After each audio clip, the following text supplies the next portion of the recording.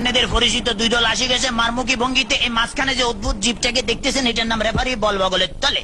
এখনই খেলা শুরু হবে। চমৎকার পরিবেশ, মেঘযুক্ত মাঠ, কর্দমাক্ত আকাশ। রেফারি এদিক ওদিক তাকাইতেছে, খেলা শুরু করে বাঁশি ফুটছে। মার মাকি লম্বা বাঁশি দেখছেন, এরকম আর বাঁশি জিন্দিগিতে কেউ দেখে না।